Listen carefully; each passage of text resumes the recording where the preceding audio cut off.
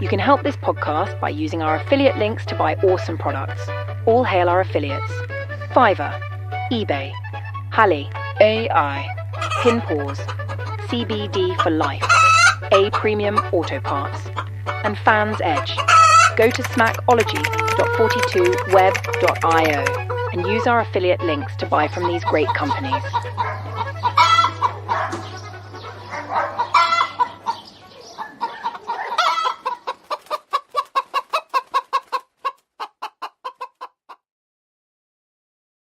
Everybody wants to scratch an itch, but nobody ever wants to feel this wrath.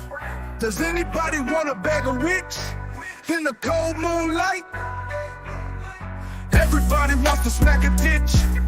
Life's a twisted plot, call it a glitch. Time to flex, no more being rich. Snitches acting funny, man, they switch. Streets are cold, gotta stay thug. People playing games, they pulling a rug. Talking big, but they just above. Ballin' hard while they tryna plug. Smack a niche, reality's a bitch. Life's a dirty game, scratching that itch. Every day grind like we in a pitch. You either rise up, or you end up in a ditch. Haters hating hard, but I'm on my grind. Stacking paper while they fallin' behind. Got my crew tight, we ain't never blind. Flexing on the haters, we a different kind. Spit 5 frames, yeah, we in the booth. All these fake thugs just hide the truth. Chillin' with the real, we ain't got no sleuth. Keep your head high, show 'em what's the proof. Smacking off the podcast, coming at you from the downside. You wanna ride or do you running high? Smack a niche, reality's a bitch. Life's a dirty game, scratching that itch. Every day grind like we in a pitch. You either rise up, or you end up in a ditch. Smack a niche, reality's a bitch. Life's a dirty game, scratching that itch. Every day grind like we in a pitch. You either rise up, or you end up in a ditch.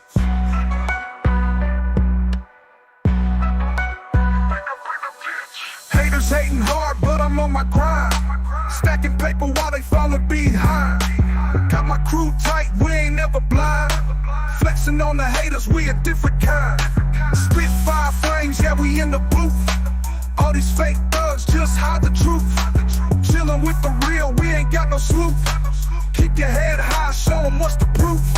Smacking off the podcast, coming at you from the downside. You wanna ride or do you running high? Macking up the podcast is coming soon. Besides, what do you have better to do? So wait, and get that look off of your face. Macking up the podcast are preparing now. Please stop complaining and just chill out. Just wait, and get that look off of your face. They're coming soon, you know they are. Don't be so impatient, okay? They're probably asleep. What I cannot say, a feeling something's wonky, like mucky, muddy sand at the bottom of the ocean. Beneath acrobatic trapeze artist monkeys. What can be said? It's all in your head. What I cannot say, a feeling something's wonky, like mucky, muddy sand at the bottom of the ocean. Beneath acrobatic trapeze artist monkeys. What can be said? It's all in your head. Macking up the podcast is coming soon. Besides, what do you have better to do? So wait, and get that look off of your face. Macking up the podcast are preparing now. Please stop complaining and just chill out. Just wait, and get that look off of your face. They're coming soon, you know they are. Don't be so impatient, okay?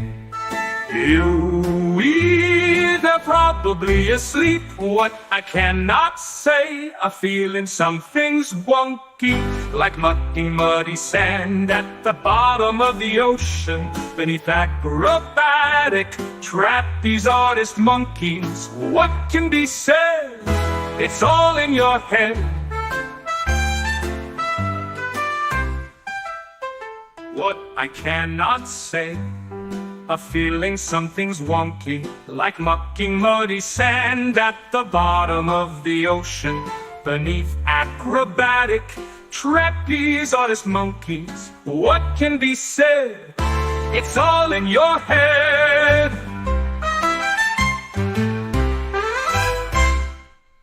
Matt It Up, the podcast is coming soon. Besides, what do you have better to do? So wait and get that look off of your face. Matt It Up, the podcast are preparing now. Please stop complaining and just chill out. Just wait and get that look off of your face. They're coming soon, you know they are. Don't be so impatient, okay? They're probably asleep. What I cannot say, a feeling something's wonky, like mucky, muddy sand at the bottom of the ocean, beneath acrobatic trapeze artist monkeys. What can be said? It's all in your head. What I cannot say, a feeling something's wonky, like mucky, muddy sand at the bottom of the ocean, beneath acrobatic trapeze artist monkeys. What can be said? It's all in your head. Matt It Up, the podcast is coming soon. Besides, what do you have better to do? So wait and get that look off of your face. Matt It Up, the podcast are preparing now. Please stop complaining and just chill out. Just wait and get that look off of your face. They're coming soon, you know they are. Don't be so impatient, okay?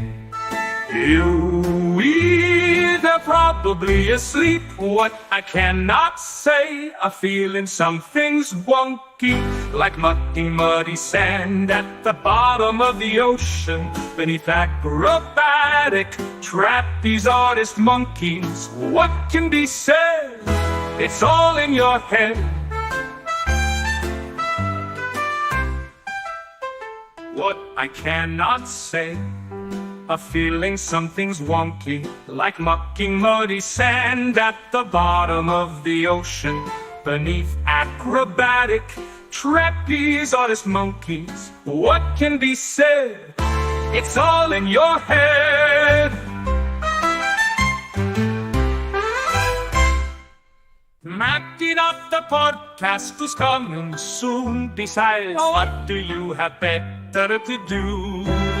So wait and get that look off of your face. Matt It Up, the podcast are preparing now. Please stop complaining and just chill out. Just wait and get that look off of your face. They're coming soon, you know they are. Don't be so impatient, okay? They're probably asleep. What I cannot say, a feeling something's wonky, like mucky, muddy sand at the bottom of the ocean, beneath acrobatic trapeze artist monkeys. What can be said? It's all in your head. What I cannot say, a feeling something's wonky, like mucky, muddy sand at the bottom of the ocean, beneath acrobatic trapeze artist monkeys. What can be said?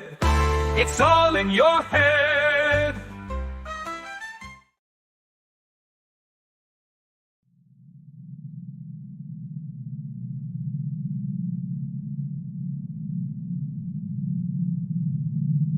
He would be so scared to see me. Everybody thinks we was doing this shit, doxing motherfuckers. Nah, they came at us first. I got a fire raging in my front yard. Oh, why did you set your front yard on fire? Are you drinking again? Smacking off the podcast. Fuck your teams, our boss. Because fuck authorities. Smacking off the podcast. Fuck your team, dog balls. You call them sports authorities. Smacking off the podcast.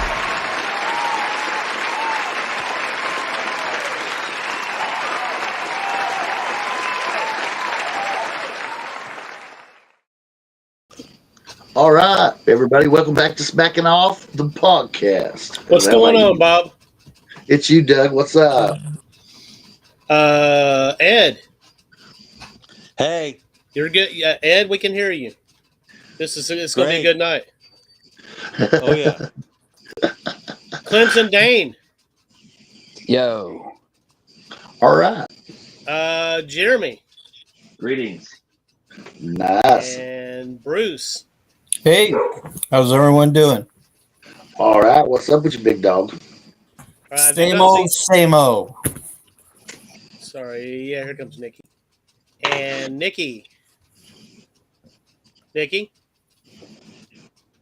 Yeah. You're muted. Yes, I can. Awesome. Oh, I unmuted you. Okay. Man, I've got great power here. I didn't even realize I could unmute you. That was nice. Are you feeling better, Nikki? I am. I'm feeling a lot better. And getting rest, taking some time off from work has just been awesome. Hell yeah. That's great. Hell yeah. And tonight, guys, on Smacking Off the Podcast, we're going to discuss the SEC football season, and we have some interesting Michigan news. Is anybody on that program? Let's pull up the picture of Michigan here. Wait, I don't think you have any news right now other than there's going to be news tomorrow. The news is there's going to be punishment, but we've heard that there was going to be no punishment. So, well, and then everybody's, I think, agreed that was unacceptable, right? Mm-hmm. So what are we doing? Are we voting them out? No, I think that the punishment is going to be what is already expected, which is a few game suspension for Coach Moore and probably a show cause for Harbaugh and maybe some scholarship taken away. You don't think they're going to vacate any wins? No wins? So, Ed, what you're saying is none of the haters are going to get excited here. They're all going to be disappointed. Wait, nothing is official, but that's the way it looks. It also looks like they couldn't win without cheating. Right. I feel like they should vacate all of those wins. I think they should vacate their entire history, Dane. Hell yeah, dude. Fuck. But they're used to having an asterisk next to their national championship games anyway. Well, let's just admit it. If you did it from the 50s to the mid 90s, it wouldn't make any difference anyway. Would it, Ed? That's true. But what about the TCU game? That makes the TCU game even more interesting, right? Well, that's because TCU knew what they were doing. Right. That's what proved. Like, that proves the whole thing. It makes a lot of things more interesting. Look at what's been going on with Michigan and Ohio State ever since they started doing this shit. So, like, claim you're they couldn't beat someone without cheating. TCU didn't let them cheat, and they get their ass beat. So and I mean, there's a whole national championship involved as well. Though, Dane, it goes deeper. I'm listening to what you said. I'm listening to what you said, Dane, and aren't you really saying that they still have the Buckeyes signs and they're still using them? I mean, unless Ohio State changed their shit, I would imagine they do. Well, was so to me, it's schools the whole, implicated in they that built whole an thing? apparatus It's not Michigan to do alone. this. I mean, there's premeditation. I think that the NCAA if they want to hold on to any kind of legitimacy, they have to come down pretty hard on this. Bruce, say that again. Well, there was 4 teams implicated, just not Michigan. I mean, it was, I think, if I'm not mistaken, Indiana was one of them, Illinois, and Ohio State. I thought there was 4 teams totally involved in this whole thing. I don't know. So you're saying that other teams were doing the same thing? Yes, and Ohio State was one of them. I think Auburn was one of them. Well, too. and I've heard Auburn's always Clemson one of was them. one of them too. So whatever that's worth. But the NCAA has proof that Michigan did it. So you know what I mean? But if you're going to punish one, you have to punish all. You just can't absolve You them. can't punish people without proof, though. I mean, I'm electing Auburn to be in this too. Yeah. And What's your Tennessee, thoughts on that? we've got room, Tennessee, and throw LSU in there too. Shit. That's it, Doug. I agree with you. So what do we have on large that? Do we have, bags of money? yeah. Do we have any evidence on Auburn in particular?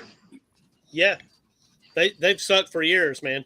If they ever win, it's proof they're fucking cheap. Cam Newton was They still have a definitely flip getting phone. NIL before NIL was cool.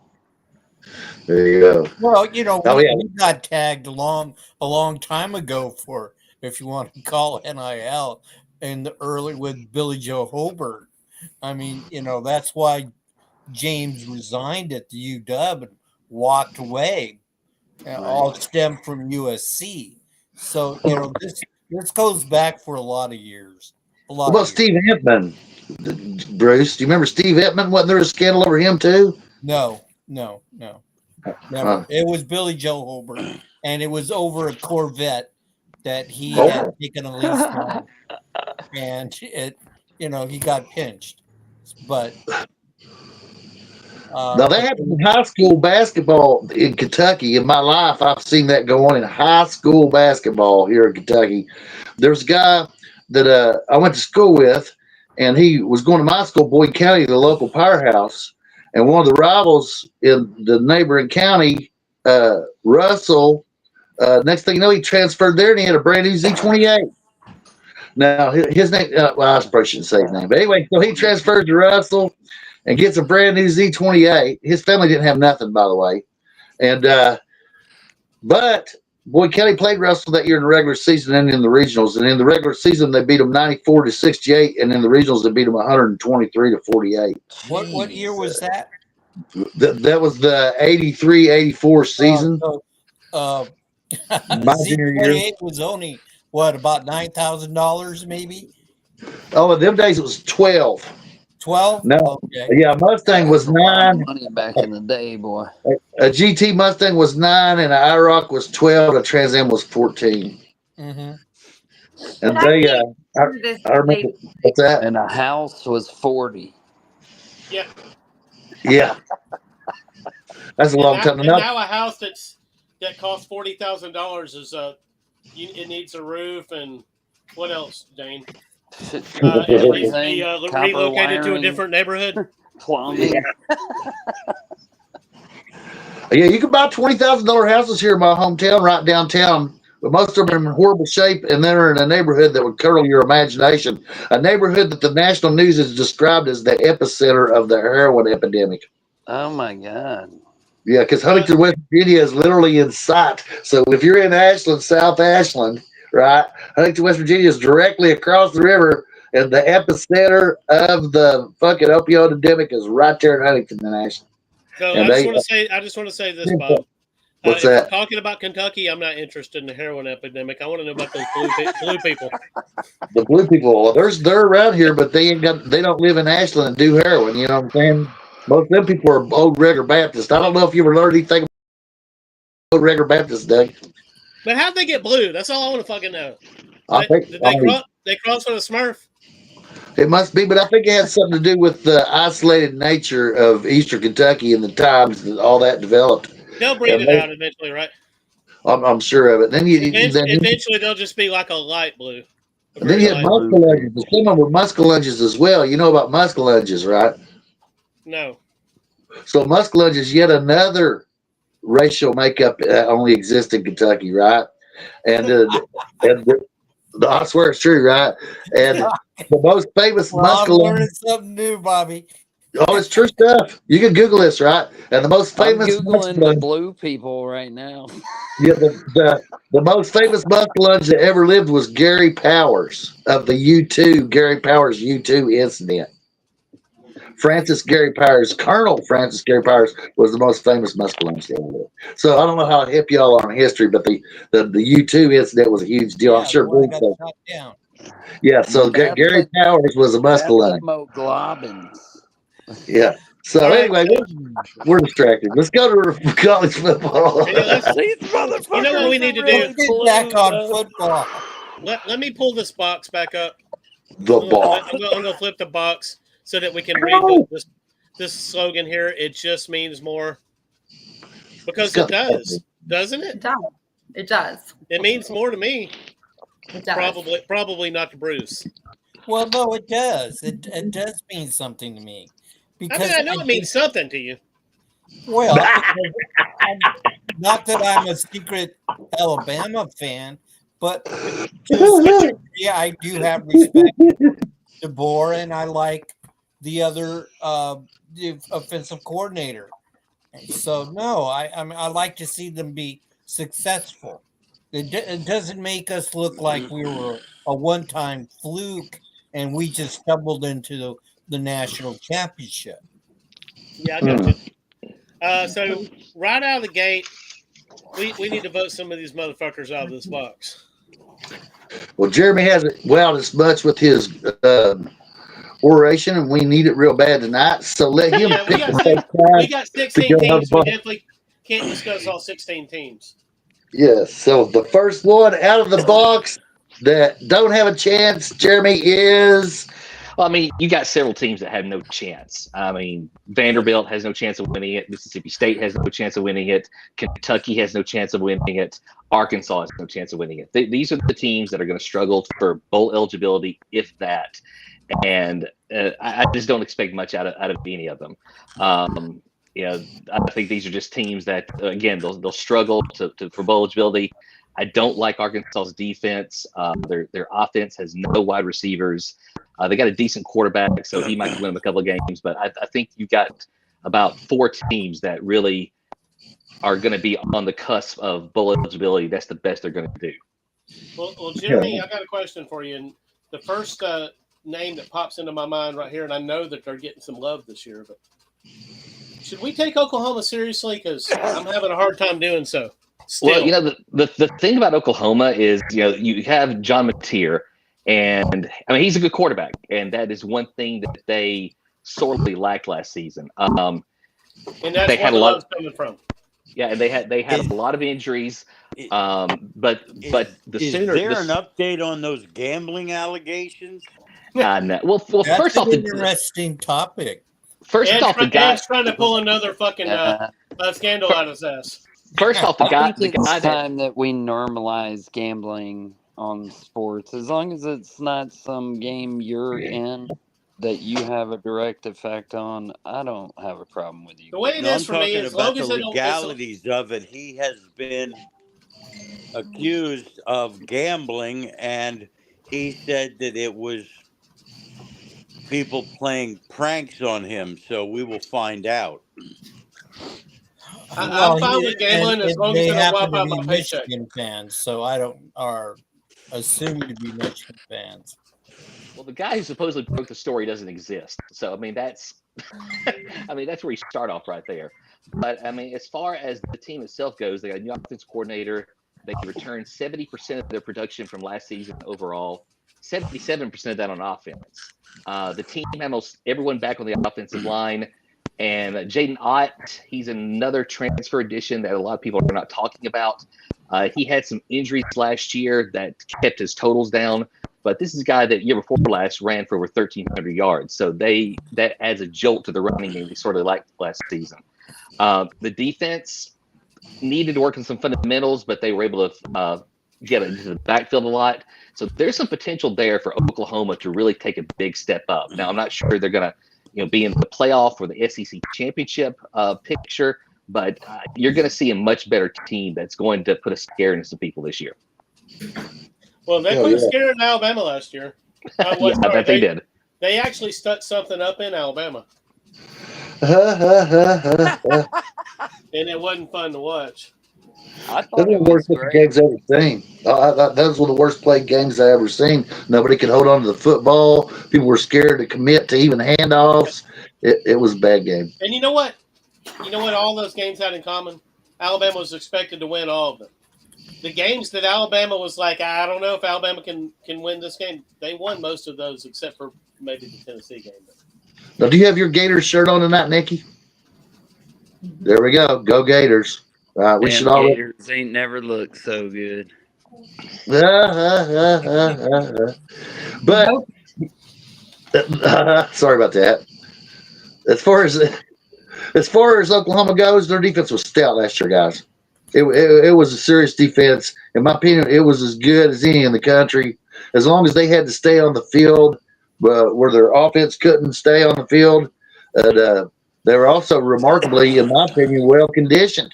And so if they could get a offense and stay on the field just a little longer, we're not necessarily talking about the run and shoot here, just something like maybe about the '86 Giants level of offense out of them, right? Would be worth 3 or 4 wins.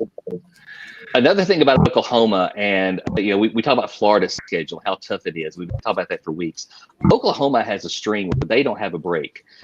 From October 11th and not stopping until season's end. Here's their schedule. They have Texas at the Cotton Bowl, at South Carolina, Ole Miss, at Tennessee. They do have an off week, but then it's at Alabama, Missouri, LSU. So while the team itself might be better talent-wise, that's going to be a lot of very tricky games to navigate. And if they don't win at least 8, Venables might be in trouble. And what is there? Are they going to be able to hold up, and do they have the depth to continue to compete?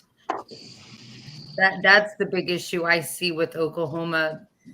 They don't have that backup at every position. When you're playing that many in a row, we know this in the SEC, injuries happen. Wear and tear. Yeah, it's a nonstop. And if second half season really wore down. You can say that for about any team. I mean, there's no with the transfer portal. There's hardly any stockpiling anymore. So that's the same question about Oklahoma. You can ask for just about any team. Some have better depth than others, but once you get past that first line, and then especially past that second line, just about every team has a lot of questions where they could be in trouble if they have 1 or 2 guys go down. Now, I'm curious, Jeremy, who do you think's schedule is tougher, Florida's or Oklahoma's? I think overall it's still Florida's. I mean, they have from September 11th to October 11th. Here's what they have. They have at LSU, at Miami back to back. Then they have a bye week. Then it's Texas in the Swamp, and then at Texas A&M. Plus you got the Georgia game, then you got a trip to Ole Miss, and you got Tennessee at home. So I think overall the Gators have a little bit tougher road, but I think they could be a good team. DJ Lagway is a guy that there probably hasn't been a Gators player, not just quarterback, but a Gators player that has had more expectations out of him and more hype put on him since Tim Tebow as DJ Lagway. And he struggled to be healthy. I mean, let's just be honest about it. So if he's healthy, they're going to be better than people expect. And there is some reason for optimism in Gainesville, but still, that schedule. This is Billy Napier's best team by far, but they're going to have a very tough road. He gets injured. We still have a pretty good backup. We got Jones Jr., 4-star that we flipped from FSU. He's been taking first team reps with no issues. Core-wise, I think we're strong. We do have the depth this year, better than last year, that will keep us longer. But this season, as a Gator fan, we're nervous to be excited, but we're excited because we finally have a complete talented team on both sides. A lot of play gets talked about the offense. The defense last year, they're really good at making big plays. They forced 25 turnovers. They averaged 3 sacks a game. But fundamentally, they weren't that good. They were 12th in the SEC in points allowed, 15th in total defense in the conference. It's not the nation, in the conference. And so they've just got to play better down-by-down defense for this team to really improve and get to that 8 or 9 win range. And I'm sure that a lot of Gator fans are hoping at the very least that's what they're going to get to. And it hurt them a lot that they couldn't move the ball when Lagway wasn't there. And that's why there's so many hopes on Lagway, is that he was a transformative talent that could come in and change the game. Whereas when he wasn't there, their drives weren't lasting very long, and the other teams were pounding them with the run mercilessly. And so if Lagway can stay healthy, it's a big deal for Florida. He's a transformative guy, and he's a big play guy. He's got the arm. He can run. Everybody around him is excited to play with him, and you can see the difference in the games he was in last year. They just lost one of them. I'll tell you one guy that he's got to be out there. I mean, it's a must. One guy that Lagway is really going to have to depend on and step up with is actually an incoming freshman, Dallas Wilson. This kid, he's not quite as good as your Ryan Williams or Jeremiah Smith, but he is ultra talented. And if he can be a big part of that passing game, they're going to have a really good, solid core wide receivers that are going to give defenses some fits. Yeah. What are we thinking about LSU, guys? They suck. Well, there's a Gator fan answer if I've ever heard one. LSU, they're one of those teams that you have Brian Kelly, and we have the whole thing about him. But there's 4 teams that I think really have a shot at winning the SEC. All of them have their issues to answer: Alabama, Georgia, Texas, and LSU. Unlike the other 3, LSU has a solid, experienced quarterback. The other 3 do not. And so that's going to be the difference. The problem is last year, Garrett Nussmeier had 5 really good offensive linemen protecting him. 4 of those guys are now in the NFL. And so they brought in some guys from the portal, former Northwestern guard and tackle Josh Thompson, and Braylon Moore from Virginia Tech. So they're hoping that they can shore up the line with those guys. But there's a lot to answer on that offensive line. Wide receiver, they're still loaded. But for LSU to get beyond, putting up a lot of points on offense and actually winning games and not kind of falling out at key points, they got to have a better running game. They have not had a running back. Jane Daniels had 1,000 yards rushing his Heisman campaign, but they have not had a running back eclipse the 1,000-yard mark since 2021. That has got to change. Now, I'm not saying the guy has to reach 1,000, but they have not had a really good running game from that position in quite a few years. And we remember guys like Leonard Fournette and all those, where they were able to run the ball. And a lot of those teams were really good, and it made the difference. Second and short, third and short, third and mid situations, and they haven't had that. So offensive line, running game. If LSU can get that short up, and of course the defense, which has been horrible the past 2 years, they're going to be a team to watch out for. But if that offensive line was so good last year, how did Florida put Nussmeier on his back 6 times? Well, I mean, as far as the number of sacks allowed, they were one of the tops in the nation. You can have a bad game here or there, and Florida had a really good pass rush last year. But that's one of those things where you have an aberration any time of the season. Nikki, they pride themselves in winning games with their quarterback on their back. Few teams can do it. The problem is. Go ahead, Bob. Doug, they if they do got a guy like Jane Daniels, they just use him up and use him up and use him up, and you just expect him to have the ball, and that's because they don't have a running game. And Doug, and that's to your advantage as an Alabama fan.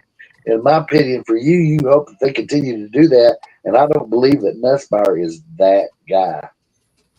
Well, Nussmeier, he is one where you look at his numbers, he had like over 4,000 yards passing, but there were times where the offense bogged down and he was not able to really keep a rhythm going. The Alabama game is a good example of that. And in the SEC play, his touchdown interception ratio was like 13-6 or something like that. It wasn't great. So he's got to improve in conference play, taking care of the ball and completing the ball a little bit better. And they've got to get a better deep threat this season as well. But the wide receivers still are going to be very talented, but they've got some work to do, like a lot of these teams. But again, the difference is they will have an established quarterback, and not a ton of teams in the SEC have that and are really potential contenders to win the conference. It's similar to what you said. He's a good quarterback. It's debatable whether he is a great quarterback. Yes. All right. So I guess my question, and I guess I could just try to take this part of the show over, but I'm not gonna, because I'm a typical pessimist type of Alabama fan. Where's this Alabama love coming from? I mean, Brian Grubb, Ty Simpson. Who's got answers for me? I like Simpson. I like him. I like Grubb. I know Grubb. He's excellent. Grubb too, but I like Simpson. There's a massive upgrade at offense coordinator. Nick Sheridan was just lost last year, and they had a very athletic quarterback in Jalen Milroe, but he was one that was prone to turnovers, and he was not able. And Caleb DeBoer even said this. There are parts of the playbook that he likes that they were not able to do because Jalen Milroe simply did not have the skill set to pull it off. It remains to be seen if Ty Simpson does, but he's not as fast as Milroe, but he is mobile. He can run the ball. But the thing about Alabama is what's going to have to happen with them is they are going to, the offensive line has got to finally live up to the hype. There's been 2 or 3 years in a row where they've been very highly rated by, your Pro Football Focuses and all that. I think they are like number 1 ranked by PFF again this year, but they have underachieved like the past 2 or 3 seasons. And then since you will not have Milroe running the ball, Jam Miller, Richard Young, those guys, they're going to have to step up from that running back position. And the wide receivers are going to have to step up too. I think the wide receivers are going to be fine. I mean, the talent is there. Jeremy Bernard had a really good year last year. We saw that Ryan Williams could play ball. He kind of did taper off at the end of the season. I think part of that was he was just so frustrated with Milroe. And then you have Isaiah Horton coming in from Miami. And a couple of guys in camp have been getting a lot of attention from the coaches, and they've been raving about them. A freshman named Latsir Brooks, and then a redshirt, or I can't remember if he's redshirt freshman or sophomore, but Rico Scott. So there is a great core potential there for that wide receiver room to be really, really good. Probably the best they've had since, not overall as good, but the best they've had since you had like Devontae Smith and Jerry Jeudy and Henry Ruggs on the field at the same time. And one of the problems I thought they had last year was that when their defensive sets they went away from the 3-4, and one of the strengths they'd had for a long time was linebackers, and they had depth at linebacker, and they didn't really utilize them as much. They were more in like 5 defensive backs, 2 linebacker sets a lot, and they didn't use the 3-4, which they had been successfully using for a long time. And the linebackers they had didn't really get a chance to shine. So I think defensively it's very interesting what they're going to do. Well, they as Saban went on, he did play a lot of 3-4 early at the time, but as the time went on, the teams went to more passing offenses. He actually got away from that some, and they would run a lot of 5 defensive backs. They had that star position that they had a lot. The secondary for Alabama this year should be one of the best in the country. There's experience there, Damani Jackson and Grayson Hubbard and all those guys. There is a lot of really good talent on that defensive secondary. I think that the linebackers' defensive line has potential, but they're kind of like the offensive line. It's going to be time to really start to produce and show what you're being hyped up to do. Now, the defense got some grief for games like Vanderbilt, but by the end of the season, they were playing really well. And as far as points per game, they had the best points per game for an Alabama defense since the 2017 season. So, and they're returning 8 starters. So I'm not really worried about the defense. Offense has some questions, but I think you underestimate Alabama at your own risk this year. The question I have, Jeremy, I agree with that. is what is their tight end situation there at Bama? Because I know DeBoer uses tight ends a lot for blocking and protecting running backs. So I don't have their names in front of me now. Josh Cuevas is one guy that's returning. Milroe, like to find him. in some key situations last year. He didn't have just gaudy numbers, but he was a good red zone target for them last year. They brought in like 3 or 4 tight ends for the transfer portal. So that is a position of question, but they have strived to answer it. So I want to say this, and I know the hype is on point for Bama, but Clemson Dane asked us last week. We had Landon Beeman on, and he's a big Alabama contributor as well. Dane, what did you ask? Dane, are you still there? Yeah, I'm still here, man. What's the magic number? What gets DeBoer fired? We have to go negative here. We've got to. The only way DeBoer gets fired is if they have a complete and total meltdown and they only lose they only win like 3 or 4 games. But the problem with firing DeBoer, I mean, we both know what it is there's a $70 million buyout. Well, there's the buyout, and I know that some places. Okay, I'm going to put it like this: Alabama is not Auburn. They're not going to panic and fire a guy after a season, or not even to a second season. That's just not going to happen. They are too talented to just fall apart like that. And we'll see how it goes as far as when it actually gets on the field. But the team seems to be a lot more focused than they were last year. Some of the reports coming out of camp, and they just seem to be. I think part of it was, and DeBoer's more comfortable, and they've talked about this a lot, different media outlets, where I don't think he really kind of understood what he was kind of getting into, trying to replace Saban. Yeah, absolutely. That's a mountain. And I think he's just a lot more comfortable in his role this season. Plus, he's got as his success has gone for most of his career, there's been Ryan Grubb that's been right next to him. Right. He's got Grubb back, so the offense just by adding Grubb should have a major upgrade because again. This was Nick Sheridan's first attempt as offense coordinator. He was working the system where the quarterback really didn't fit. We're not going to have that issue this year. So, Dane, Doug, I think you got Doug. You have mentioned a few times what's it going to take to get DeBoer fired. Yeah. Don't lose sight of the fact this guy is no bum. He has no. Big. I don't believe that. I don't believe he's going to get fired. Yeah, I don't think he's going to get fired either. I'm stirring up a conversation. I really don't think he's going to fire. This was just he's a damn good Now, coach. the guy who should worry is Lincoln Riley at USC. This is his You got fifth that year. right. You got that dude's- right. That dude's Bruce, on you the nailed ice that. cube. He's sliding downhill. I think Mike Norvell. He has to win. Riley had all that talent, all that time, and 2 stops, and he made impressive regular season runs, but he just never did with anything with it. And now that everybody can pay players, it looks like that he's not a coach. He was a guy that knew how to pay players. He's had his scapegoats and as defensive coordinators and such to cover up his faux pas. Well, guys, I guess we're going to have to mention fucking Texas. They're in the conference now. Texas. Here's the thing about Texas. Texas is very hyped. We know a lot of that's because of Arch Manning. And Texas is one of those teams they are a contender, I think, because they just have too much talent not to be. And Sarkisian is proving himself to be an excellent coach with this opportunity at Texas. But there's so much hype surrounding Arch Manning, and then also what is the defense returning to a lot of people. People are not talking about overall how inexperienced this offense really is. They returned 29% of their offensive production last year.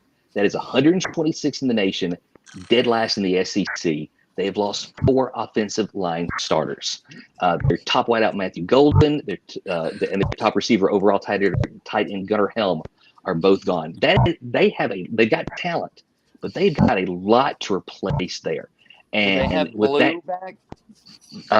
no, I think he transferred. Now their leading rusher last year, Quintrivion Weisner's back, and CJ Baxter, who got hurt last season in camp, he is back.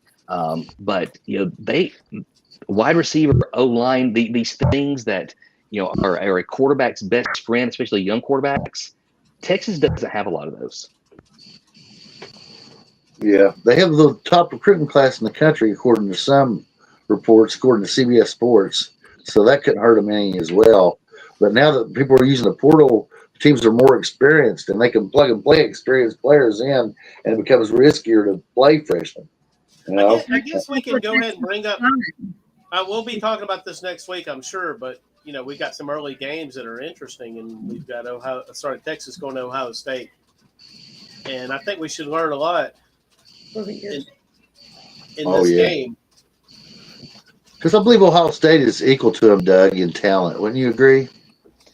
Well, Ohio State's a lot like Texas as far as returning production, except they have a lot to replace on both sides of the ball, and they have new coordinators. Now, the offensive coordinator, Brian Hartline, was their long-time wide receivers coach, so he knows that system. But they brought in a Matt Patricia, who was coach of the Detroit Lions for a few years as their defense coordinator. But a lot of talent, 2 new coordinators. I guess you could say kind of 1.5 new coordinators if you want to. But Ohio State, again, they're going to have the talent. But Julian Saint's going to be in UQB. That's what makes that game so interesting, is just the youth and the inexperience for these teams facing off each other in Columbus that early. I mean, it's going to be. I think there's going to be some mistakes made in that game that could decide it. Now, what about the narrative on that the Big Ten has won the last 2 natties, and now the SEC's supposedly top team will be playing Ohio State. If Texas loses that game, will it hurt the SEC overall in seeding going into the CFP? With the game being so early, probably not. But I mean, right, with the division you have among the networks now, no matter what happens, whoever is going to be chattering their lips on Fox, with the exception of Mark Ingram, is going to be carrying the Big Ten water, and whoever is chattering on ESPN, they're going to be carrying the SEC water. So, no matter who wins or loses that game, as the season progresses, you're still going to have the narrative of basically my conference is the best, because that's where they're going to get their money from. Did you get win that game, Ed? Games that weekend? Well, I give Texas the edge. God damn it, Ed. Wait a minute. That's at the Horseshoe, Ed. Wait a minute. A little bit of natty hangover. Ohio State lost their quarterback. They lost their top 2 backs. And they lost their 2 coordinators. So I think there's a little bit of a learning curve going on. Just go ahead and admit it, Ed. You just want to go ahead and say they lost their prune to Michigan even last year, right? If you want to say that, of course. Now, I expect a close game because, the Texas obviously lost a lot on offense. So I think that Manning will need to display his running skills in addition to his throwing skills in that game. So I would expect Texas to win something like 23-17. Mickey, you're pretty well plugged in with Texas, or at least the state of Texas, and the overall sports thing going on there. What do you think is going to happen in this game? I think Texas takes out Ohio State. Texas reloaded. It doesn't matter. They've lost. We watched this with Bama for how many years? They lose this player, this player, this player. They also get to utilize the portal. We've watched some of these young freshmen live here in Texas. They've reloaded. Everyone wants to say, why are they preseason ranked so high? Because they reloaded. They were already stacked in the depth from last season. They've had some changes here and there, but to be honest, I think they take out Ohio State without an issue. Okay, so I can't be pinned down on a score prediction yet because that's next week at least on this one. But if I'm picking today, I've got to go with the home team here. Hell yeah! Texas also lost. I mean, Ohio State also lost. I mean, they lost a lot. They lost Jack. Give me the home team, Ed. Every year, we see it every year. Hey, logic and rationale has no place here, Ed. Yeah, Ohio State still has the number 1 wide receiver in the country. I don't think their offense is going to stumble and I just see it maybe a 3-point game between the two. It's a toss-up.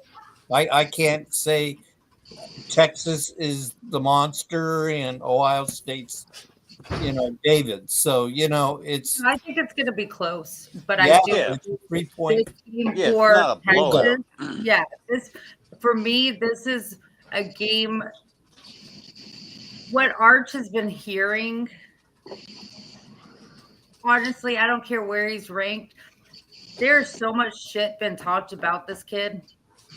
He's not what he's supposed to be because he only played a few games last year. It wasn't the best. It wasn't this. He's overhyped. He's this. I really feel like this game he's coming out to prove everyone wrong. Like, I took this team over, and we're not missing a beat. It's going to be better. And I think he has a lot to prove himself. I do think. Yeah, and you'll have him for 2 years. I mean, Yeah. So now's his time to step up. It's his dance, and it's up to him to show what he could do. Okay, so this is not a score predictions show. This is a long game we'll go after because it's definitely 2 top 10 teams. Yeah. Is there any other SEC teams we got to talk about? Let me see here.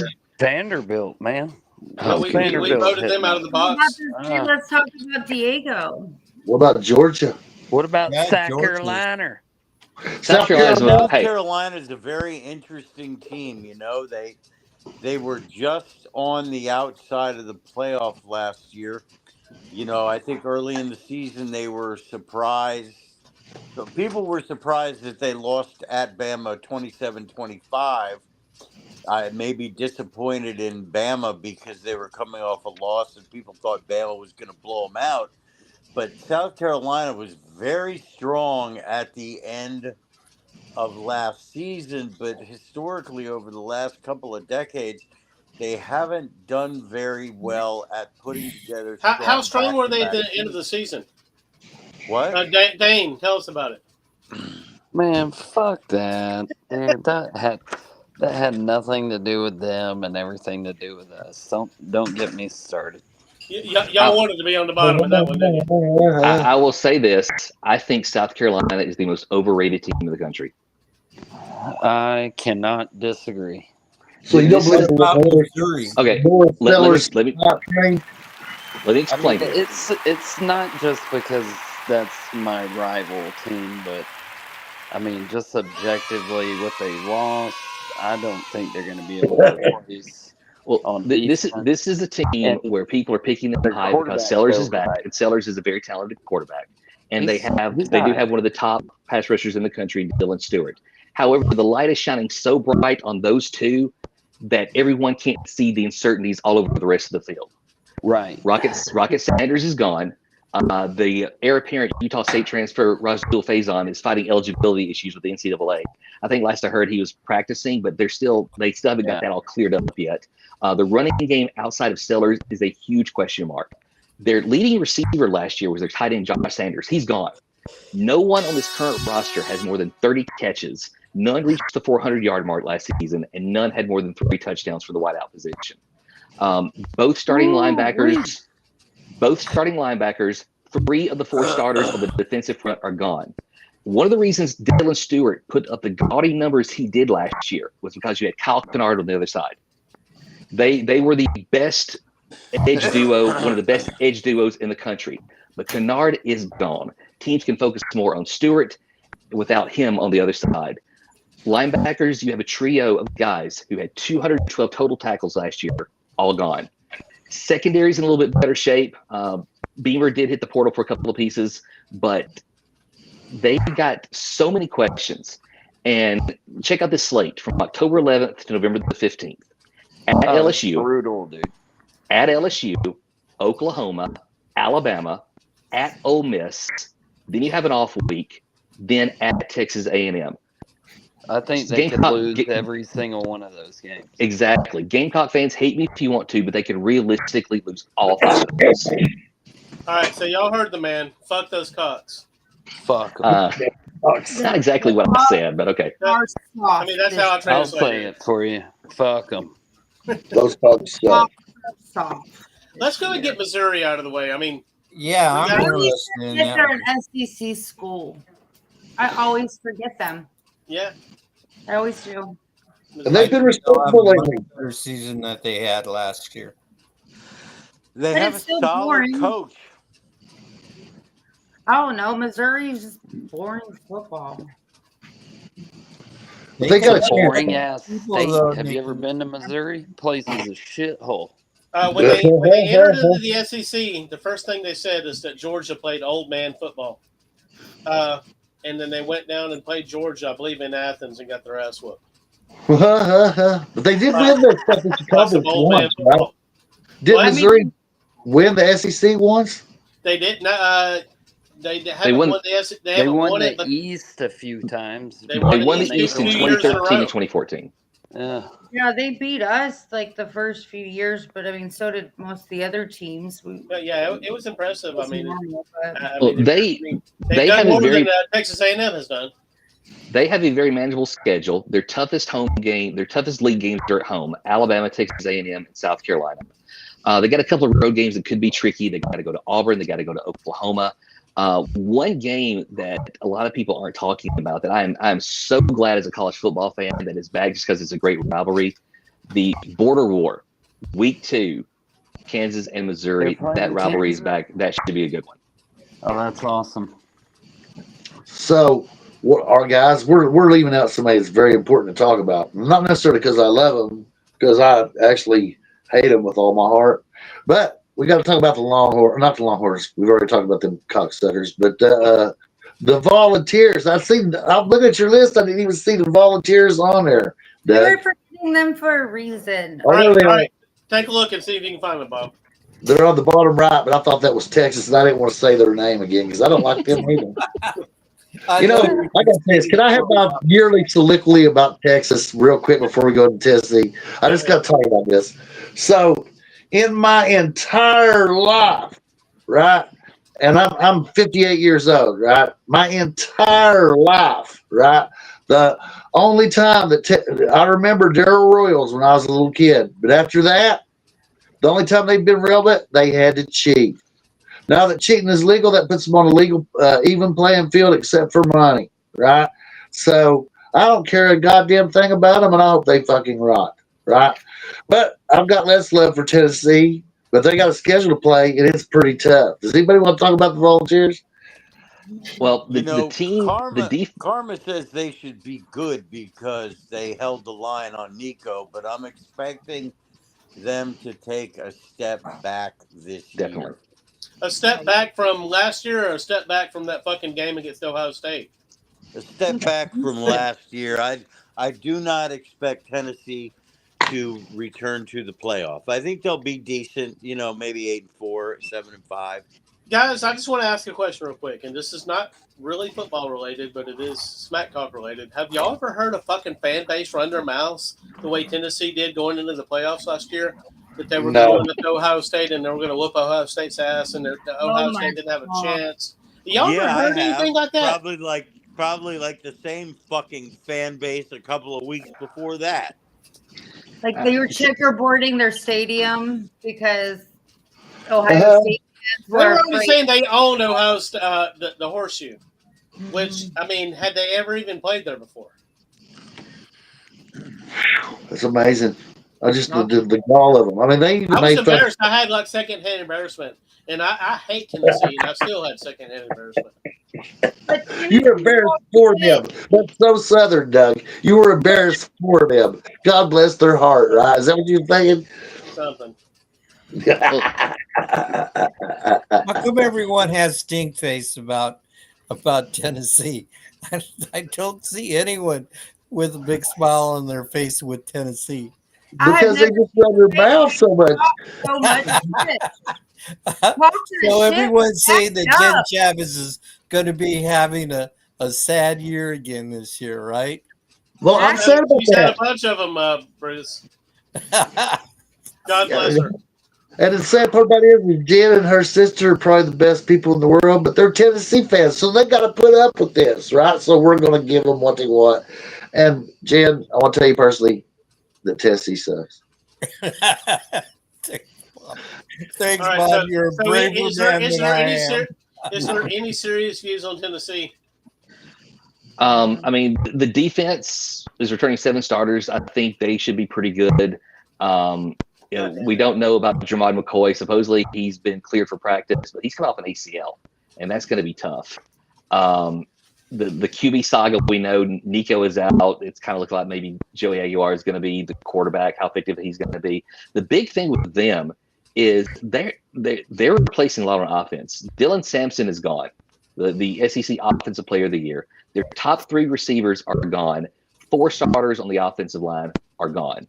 Now, with Heupel running the offense, they're not going to be awful, but they've got a lot to replace. Games versus Georgia, at Alabama, at Florida, and a tricky home date versus Oklahoma.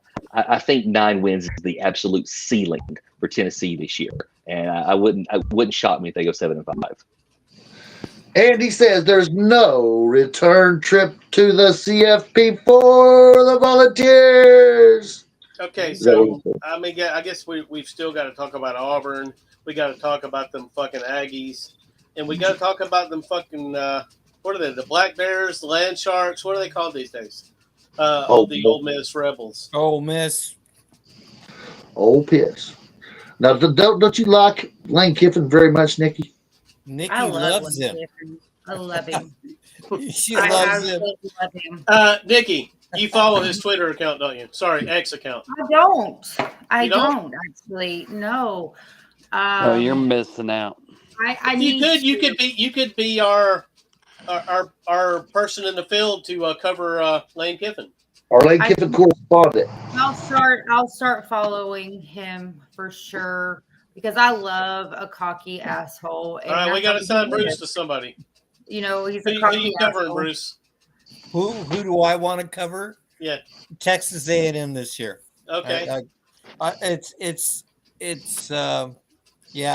With as much talent that they have, they find a way to lose.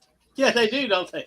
Yeah, they do. They've been trying to buy. They've been trying to buy a title They for find a way to shoot themselves in the foot. since the 40s. They've been trying to buy another title. So, but no, I, with all that talent, every year they're retooling. Every year they're, what was it? 4 years ago they spent $23 million on their. It was like the greatest recruiting class of all class time ever. Yeah, and about And half what of did them they do transferred for 'em? out before they ever suited up. 0. Bupkis didn't do shit for him. Okay. Well, I actually kind of like Texas A&M this year. Marcel Reed's got to be a better passer. He started 6 games last year. He threw at least 1 interception in each game, so he's got to do better securing the ball. If Le'Veon Moss can return to form, he had a really good season until he was taken out with a leg injury. So if he can come back and be healthy, they're gonna have a really good running game. And all 5 offensive line starters return. And I think the offense has potential to be really good. You've got Casey Concepcion from North Carolina State, who's coming in through the portal. The Aggies have a number of solid options at the receiver position. This is a team that, if they can kind of get out of their own way and reverse the Aggie curse, I think they could be in the hunt for the SEC. I think probably, it'll be a challenge for them, but I think they have that ability. Now the defense They has have got to that improve. culture there at Texas A&M. Bruce, that I love. you heard the man, Bruce. Your hands are full now. It's a cult. It's not a culture. It's a cult. That's okay. Okay, Nick. Bruce, your hands are full of Aggie balls right now. Yeah. You know what we didn't talk about in any other art previews, Doug? What's that? Who is most likely from the SEC to be featured in the Your Team Sucks Donkey Balls segment? Oh, you talking about first week? The first week that we are able to make an assessment of whether or not someone sucks donkey balls. Auburn. Who's Auburn play out of the gate? Baylor. At Baylor. Auburn.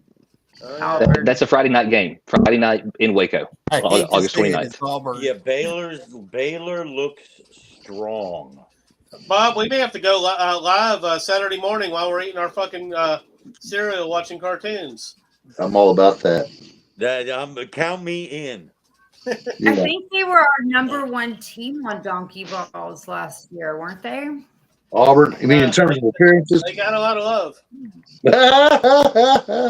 All right, so Auburn. We didn't vote them out of the box. No. I don't know why we didn't. No. But we didn't. You know, the thing about Auburn is, and it pains me to give them any sort of any form of love being an Alabama God fan. damn it, Jeremy. But no, just listen. Hang on. My goodness. Overall talent, this is Hugh Freeze's best team. I don't really think they'll contend for the SEC, but they could put a scare into some teams. A lot of it's going to depend on Jackson Arnold, how he does. But he's going to have better weapons. Their wide receiver room is really good. Maybe one of the best in the conference. Running back, it's going to be a big challenge because Jarquez Hunter is gone. But they're going to have a pretty strong offensive line. The full interior center, the guards, they're back. They've added Xavier Chaplin from and Mason Murphy from USC for their tackle positions. So I mean they've got some potential. One thing that's going to have to change: Auburn has not had a 1,000-yard wide receiver since Ronnie Daniels in 1999. With the talent they have at wide receiver, there's no excuse for that streak to continue. They've got some ability on defense. Kendrick Falk is a really good defensive lineman, but overall they're a little bit thin on experience in some spots. And that linebacking core is essentially starting at ground zero. So I think that, again, because of some of the depth issues they're going to have, but the secondary is set well, but they're going to be better than last year. But they got some tricky games to navigate, back-to-back road games, Oklahoma and Texas A&M, the home matchup against Georgia and Missouri. Those 4 games could really define the season. Then, of course, you have the Iron Bowl. It's at Auburn, and that game is always scary and weird when it's at Jordan-Hare. I think you're probably going to be seeing they could win 8, maybe. Well, here's my stat that we haven't discussed. How many has he baptized this year? That's what I don't know. That's what I was about to ask. How many revivals? That's important. Did you see their offensive coordinator Nix talk about how the play calling was going to go this year? Have any of you seen that? No. He came on YouTube or something. Well, he spoke to some reporters. It was Monday, and they were talking about how they run and apparently they've done this for the past couple of years. But apparently Nix is the play caller on first down. Whoever does it on second down, I have no idea. Patrick Nix? No, Derek Nix. Or Darren Nix, one of the two, I can't remember. But then you have Kent Austin, the quarterback coach. Apparently he makes the calls on third down, and Hugh Freeze has veto power over any call that is made. So they kind of have like this 3-pronged brain trust, and that you saw how disjointed their offense looked at times last year. There was even one instance, the one game where Peyton Thorne said he didn't call an audible. Hugh Freeze said he did, and they were screaming at each other on the sidelines. And last year they were -9 in turnover margin. So I think that system breeds some communication issues. If they don't get that straightened out, they're going to be in trouble. So we're pretty much just going to say they're going to suck again. Like there's just no. I think they're too talented to just go awful. But then again, you have Freeze coaching and all the stuff there. They said that about FSU last year too. So voting teams out of the box and mentioning all the other teams, haven't we mentioned everybody? Not Georgia. We haven't talked about Georgia. Oh, fuck, Georgia. Really haven't. Wouldn't that be epic if we just forgot Georgia? That'd be awful. They would get to our help. Like, all right, like all right, good night, They're guys. trending in a very. All right, Georgia, let's talk about them fucking dogs. You I know don't they're think going they're to gonna be there, boys, good. girls. They're not going to be that good because they haven't had a lot of arrests this off season. No team spirit, right? So, that's what keeps them motivated. Yeah. So I don't think they're going to be as good as the past few seasons because I think they're down like 5 or 6 arrests compared to the last. So Kirby has his work to do. No team spirit, let's- Bruce. He's not riling up the team spirit this year. Let's be honest here. Last year was Kirby Smart's worst team since his first season. I know they won the SEC. I know that maybe 2020, but I know they won the SEC, made the playoff, but that defense was not up to par. I mean, they were like, Georgia's they're always so good against the run. They're always so good against the run. They were 8th in the SEC in rushing defense last year. They have now a lot of the 2 deep is back at a lot of positions. So they're returning quite a bit in some key areas. They can't run the football either. But yeah, and that's going to be another big thing. They brought in a guy from Illinois who averaged over 5 yards a carry last year. And he's like 240 pounds. So they're going to rely on him a lot to try to open up some holes. But, is Gunnar Stockton the answer? They're going to have to rely on portal additions to get some pop in the offense through the air. They brought in Zachariah Branch from USC and Noah Thomas at Texas A&M to try to give the receivers a little more depth and talent. But, the offense was sluggish. The defense was mediocre at times, but they still won the SEC. So if you reloaded at tight end too. So that is a team that you can't rule out, but there's got to be some teams around them have improved. So if Georgia has not improved along with them, they could be out of the playoff. It would not shock me at all. I'm not saying they will, but it will not shock me at all if Georgia misses the playoff. I think we can rule them out. I just say we do it. Manifest it. We're over it. So yeah, we're just gonna go ahead and rule them out now. I'm with this, Nikki, and even if they make it there, then we say, "Fuck you, motherfuckers! You've been ruled out already." No, it doesn't matter. Yeah, no. All right, here's the thing. Go ahead. Well, here's one thing about. I was reading a really good article the other day that 5 teams from the SEC could make it to the playoffs. Is that true? Could? Yeah. Will? I don't think so. All right, so let's talk about this SEC championship game that does not rely on divisions anymore. We're looking at the 2 best teams, and what are we looking at? For me, it's Georgia and Texas, most likely, the way things lay out. Everybody's got a tough schedule. Everybody's going to try to bludgeon their opponents and survive it to the end. And those look like the teams that have the most talent, even though my dark horse is Florida. So just to make this interesting, I'm going to go ahead and say that Jeremy's going to go with Texas versus Texas A&M. No, I'm not. God damn it, Jeremy. I'm actually. But that would be an interesting. Wouldn't that be an interesting right out of the gate? It would. It would be interesting. Of course, they played at the last game of the season, so then they play each other a week later. One of those situations where they're both really good, and then they play in the last game of the season, and then they rematch in the SEC championship game. Just looking at everything, as far as because like I said, teams have various questions at various positions, and then you look at the schedule. I'm actually probably going to be the only one that picks this, but I'm going to say Alabama and LSU. Hell yeah! Oh, that's interesting. Can a two-loss team win the SEC? Oh yeah, absolutely. I mean, absolutely. I mean, with the schedules and everything. I mean, and the number of teams that you have so many games where it's almost 50-50 who might win when you just look at it. That most definitely. Yeah. All right, so I'm going to go out on a limb here. Everyone outside of the SEC, when I say I hope that there are 5 2-loss teams, a 5-way tie, absolute chaos. That would be interesting. All right, so I'm going to go out on a limb. I'm going with Mississippi State and Vanderbilt in the SEC championship. Oh, no. Scratch that. Let me go with. I'm going with Texas and LSU. Oh. Yeah. I'm going with Texas and Alabama. I think DeBoer gets it turned around down there. He better, Dane. God damn it. I think he's got it going on with the offensive coordinator change. I think you guys are going to be back. Dane, what's going to I happen think when Texas LSU? and Alabama are the two most stacked teams roster-wise, top to bottom.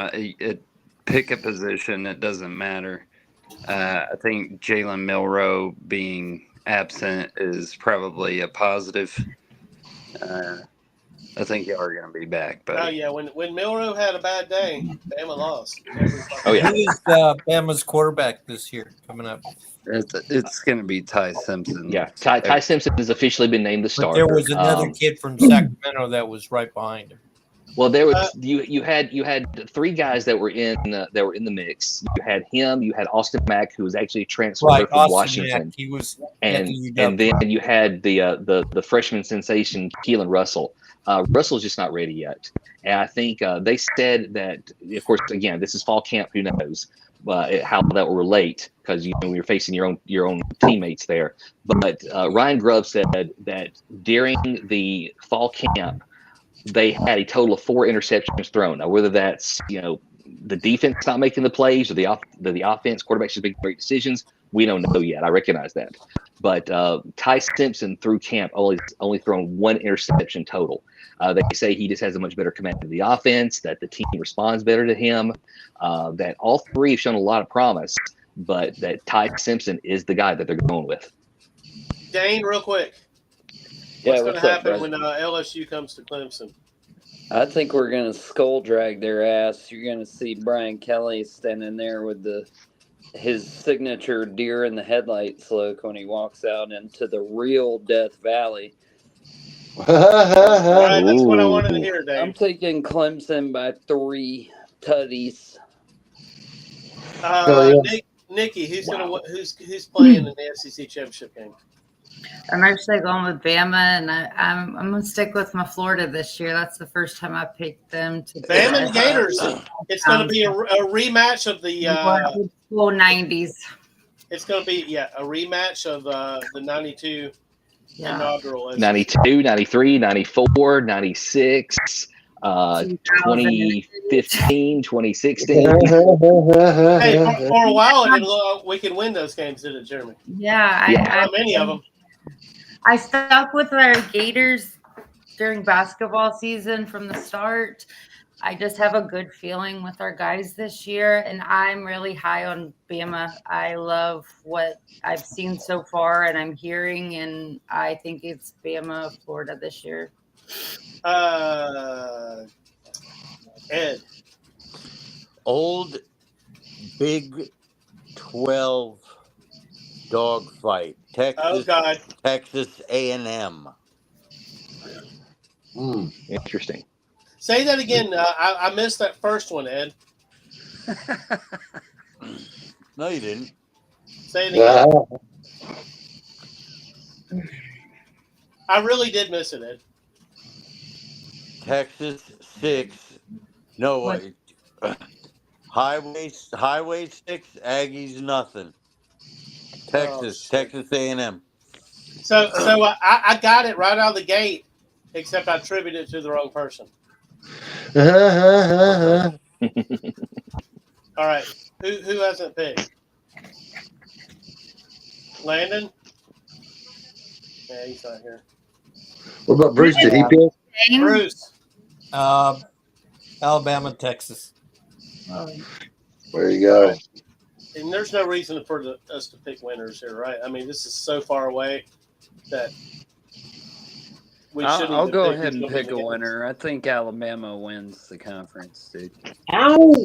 That's what I wanted to hear, Dane. Texas. Who said Texas? Ed did. God damn it, Ed. I'll be the homer. I'll say Alabama. There you go. All right. If it's Alabama, Texas, I'm going with Alabama as well. We lock out. All right. Is there anything? I think we should have picked Vandy because Diego said that they were winning the national championship this year. So I kind of feel bad. Hold up. Who?